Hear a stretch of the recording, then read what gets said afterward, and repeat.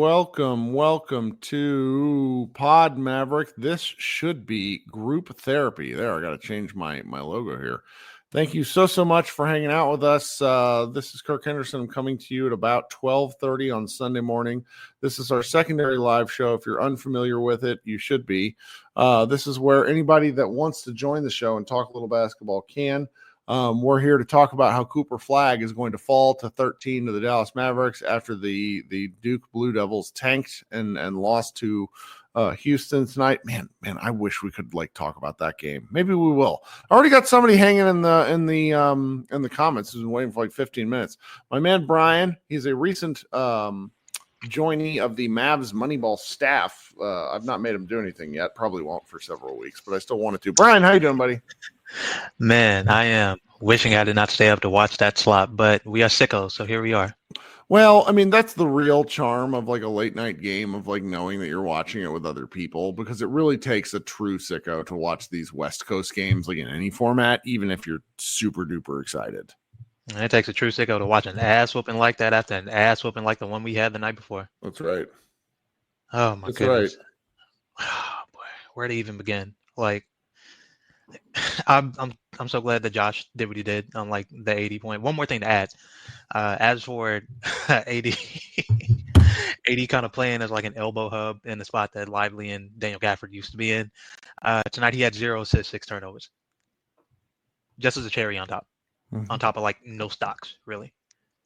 So yeah, that was delightful. Watching him just brick 17, 19, 20 footers over and over and over, while Derek Lively is just standing with his what in his hand. What a worthless 15 minutes from Derek Lively. And in your opinion, so 2 points, 3 rebounds, 2 steals, 1 block. Why? What are we doing here? It was worthless, and I only blame him for about 30% of it. Sure. Nobody on the team looked like they wanted to defend outside of maybe past the first quarter, and even then they weren't all that good at it. So he takes blame in that for sure. But dude, that wasn't much he could do. Especially on offense, he was just kind of like a sitting duck there. He knew they were going to help off of him, and more likely than not, whoever it was that was driving wasn't going to be a good enough passer to get a good lob to him in that spot. And more than likely, because the Clippers are a really good defense and a really connected defense, whoever was helping off of him, there was probably going to be another man sliding over to get a body on him before he could even get to the lob in the first place. So it was really nasty all the way around. I don't I tweeted before once we heard that Lively and Gafford were surely coming back, even though I knew it would look pretty rough early on. There were some bright points, and those are usually in games where AD is making his jump shots.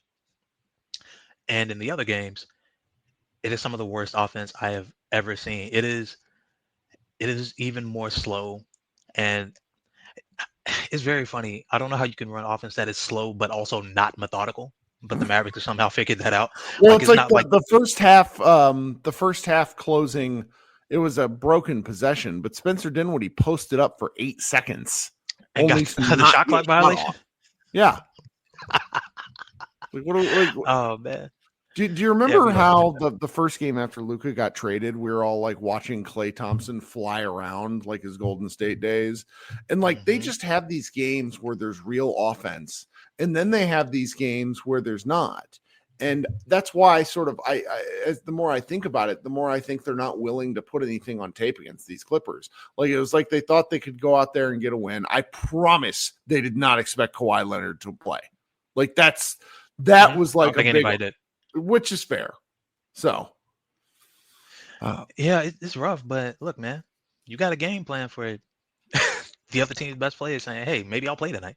Again, his first back-to-back of the season is very funny coming against us. But look, I'm not mad at it. They don't like us. We beat them in the first round of the playoffs. We got some get back on them, and they're like, you know what? That's fine. Y'all down? We ain't feeling bad for y'all. We taking it to y'all every opportunity we get, and that's exactly what they did, and that's what they should do, and that's what Ty Lue had them ready to do. Oh man, it's just terrible. So I think we kind of hit all the finer points of this game. I don't know. I think pretty subpar PJ Washington game, but I think he sees a guy like Kawhi Leonard and proceeds to go, oh shit. And part of me doesn't really blame him.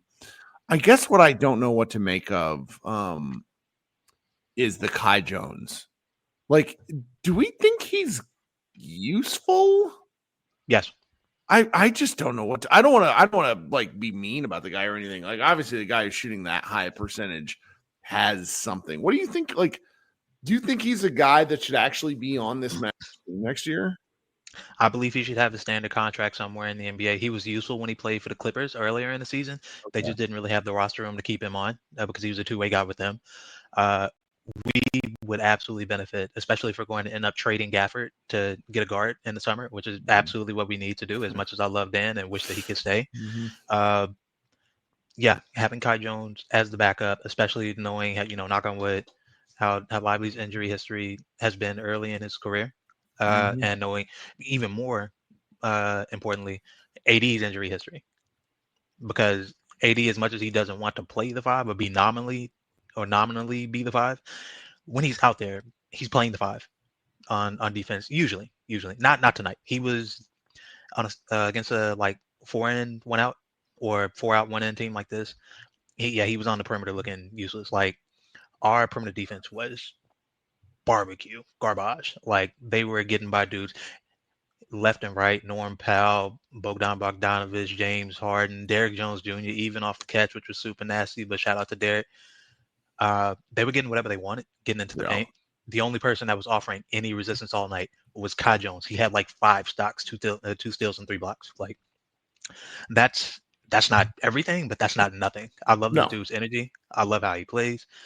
I would love to keep him on this team because I think he brings the right attitude to every single game. Maybe that changes if he, gets paid, because we've seen that happen sometimes. But I think that dude, coming from where he's come from to get back to the league, I think he is so grateful for the opportunity to be back here. He is going to play hard just about every night.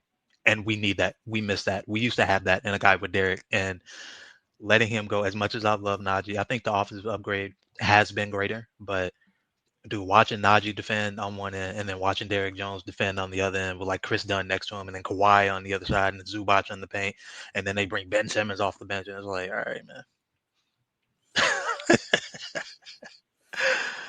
There's almost too much to take, man. I miss Derrick Jones Jr. so much, even though I know why we kind of had to do what we did. Right. Because, I mean, I think with the way this season has broken out for the Mavericks, our guy has been much more useful. Our guy in Najee Marshall has been much more useful than a Derrick Jones would have been in a similar situation. Correct. But when you're humming on all cylinders and the team is constructed the way you want the team to be constructed, I think there's an argument to be made that a high-level team uses Derrick Jones Jr., at least in the early rounds of the playoffs, more than Najee Marshall. Like Josh, let me see where Josh's tweets go. Josh just shared some kind of information about Najee Marshall, where he said here, since Anthony Davis's return, Davis and Marshall have played together in 6 games. In those 6 games, Marshall is averaging 10.8 points. In the previous 10 games Najee played before Davis's return, he averaged 22.2 points. Now that's not to say that Anthony's like what, it's just the usage, like where he's playing. Whereas if you were to slot in a Derrick Jones in that area, you're probably like, you're not getting the highs that you're getting with Najee, but you're certainly getting some of the things we saw with the Clippers tonight. I don't know. It's so difficult to do this sort of stuff. You know why the usage is down and the ceiling is low with Najee and PJ since AD is back? Because there are no driving lanes. Yes. There are no driving lanes. PJ, since AD has come back, PJ has been stripped on drives more times and on average in games than I think he was at any point this season. Oh yeah, because we've been very critical of his ball handling skills going back to the Boston Celtics series where he just died, where it was all of a sudden he couldn't dribble. I thought he had made some real strides this year, and I think the answer is he actually isn't that different, which is okay because the NBA is hard. But now you're watching him with less space, and it's like, ew. Yeah, that's the thing. I do think that he made some strides over the summer and like early on before the first ankle injury that happened around the time of the Phoenix game when he went like 0 for 12 in a game, something like that, super early, Yep. like November. After he came back from that point on, his drives were crisp for the most part. He was protecting the ball. He was hugging the ball close to his body on his drives, and he was like getting to the rim when he wanted, getting to the free throw line, things like that. It was easier to do when there was more space and he was playing the four, but now he's playing out of position and AD is like taking the ball like at the top of the key or whatever, or at the elbow, and Lively's sitting in the dunker spot, so they're going to be 3 feet in the paint at all times, including his man now, or and then not to mention his man who's also guarding him. So like even if he gets by his dude, there are hands swiping at the ball the entire time he's driving, and yeah, it's just looked like a bad Rudy Gay impression. Yep. Which is just really something.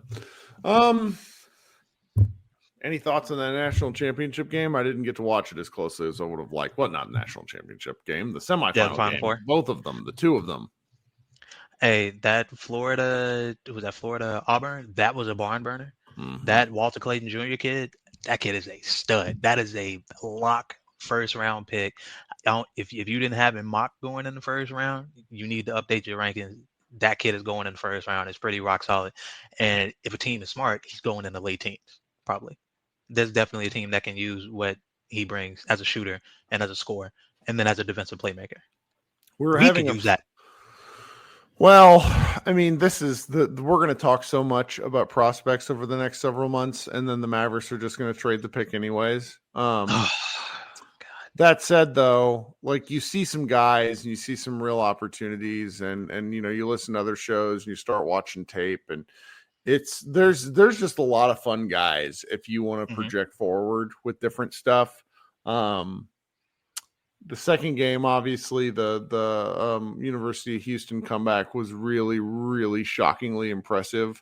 I'm gonna, I had one of my group chat friends thought that the who was it? One of the Duke players thought he suffered. He thought the guy suffered a concussion that didn't get called. I'm gonna go.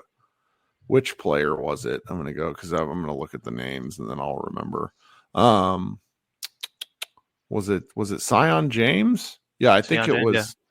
Because he only had 2 turnovers, but they ran a bunch of out of bounds plays that got really broken up and they just got goofy towards the end. And it's I'll tell you what it was, man. Wells got tight.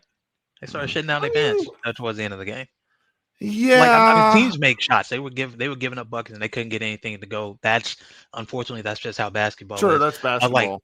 80-something free throw shooter, and Tyrese Parker goes to the line, clanks both free throws. A 62% free throw shooter on a terrible foul call on Cooper. That was awful. I mean, but I was arguing with one friend vehemently, and it probably is a foul, but it's the way the ball ricocheted off, I don't think it impacted either player's ability to get the rebound. I don't know. If you're watching, if you guys watched, you'll see what I mean. But again, Duke had so many chances to actually score and do something with it. That call wasn't the call. It's just a disappointing way to go. I think Florida. I sort of think Florida beats the shit out of Houston. I don't know. I am done underestimating both. That's Florida true, man. And Houston. They can duke it out for all I care. That's true. I saw that Instagram post from ESPN where it's the average Houston basketball player runs a mile in 5 minutes and 20 seconds or something, and I'm like, what? It was a whole. They've had some great social media posts ESPN has about Houston, stuff I've really enjoyed. So interesting. I don't know. Okay. Yeah. Because they showed something of Kelvin Sampson basically going classroom to classroom in 2016, trying to get students to go to games. Because they just, it's like University of Houston. The last time they mattered was when Hakeem went there. What are we doing? Yep. So, all right. So you guys heard me on the last show. If you didn't, because we'll be posting this a little bit either Sunday afternoon or Monday. I might try to find time to host something to talk a little bit pre-Luka Mavericks. That game's at 6:30 on Wednesday. That should be interesting. We'll host a post-game show and then definitely host one of these shows where anybody can come talk basketball. I know I'm getting fewer and fewer people in here, not because I suck. Well, maybe because I suck, but just because I think fewer people are actually tuning in to watch live. But we appreciate Brian for hanging out with us. Check out Mavs Moneyball. We ain't really doing that much lately. We're just trying to make it to the end of the season. I don't really know. I just this has been so terrible. We're just trying to make it like y'all. That's right. That's right. That's right. All right. So thank you to Brian. Thank you to everybody else. Thank you for everyone listening. This has been Kirk Henderson with Group Therapy Live. Brian has joined us. We will be back Wednesday at some point. Everybody have a great rest of your weekend and go Mavs? ? Bye, guys. Yep.